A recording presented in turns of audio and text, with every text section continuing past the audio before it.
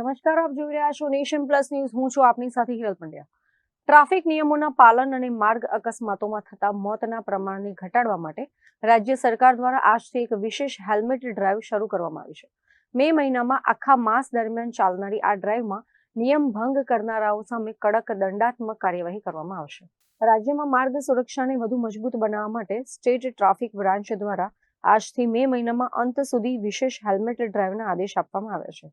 આ વખતે પોલીસની નજર માત્ર જાહેર રસ્તાઓ પર જ નહીં, પરંતુ સરકારી કચેરીઓના પ્રવેશ દ્વાર પર પણ રહેશે.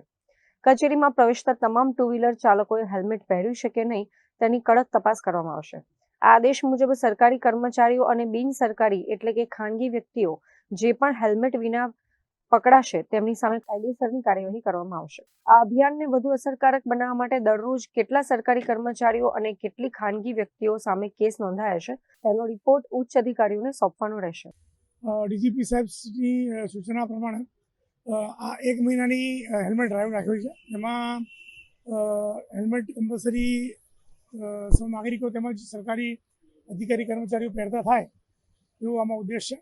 તમામની સેફટી રહે એવો ઉદ્દેશ છે, જેની શરૂઆત અમે અમારા ઘરથી એટલે કે પોલીસ ભવનથી શરૂ કર્યું છે.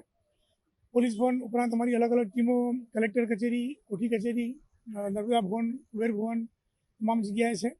એટલે સીપી સરના આદેશ પ્રમાણે શરૂઆત અમે સરકારી અધિકારી કર્મચારીઓથી કરી છે.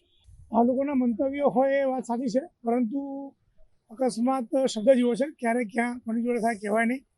એટલે સિટી હોય કે ગ્રામ્ય હોય તમામ જગ્યાએ હેલ્મેટ કમ્પલસરી છે જ.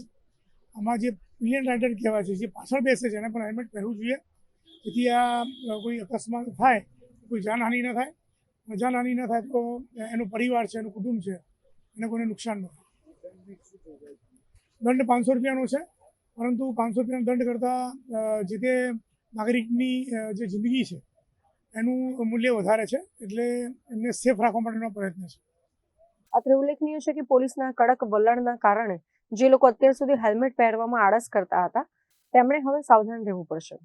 શહેરોના મુખ્ય 4 રસ્તાઓ તેમજ સરકારી સંકુલની આસપાસ પોલીસનું ચુસ્ત બંદોબસ્ત ગોઠવી દેવામાં આવ્યો છે.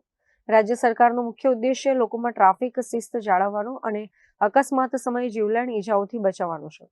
કેમેરામેન નવનીત પરમાર સાથે Chirag Patel, Nation plus news, Vadodara. સમાચારોના સતત અપડેટ મેળવવા માટે અમારી નેશન પ્લસ ન્યૂઝની યુટ્યુબ ચેનલને સબસ્ક્રાઇબ કરો, બેલ આઇકન દબાવો અને જોડાયેલા રહો ફેસબુક, ઇન્સ્ટાગ્રામ અને ટ્વિટર પર.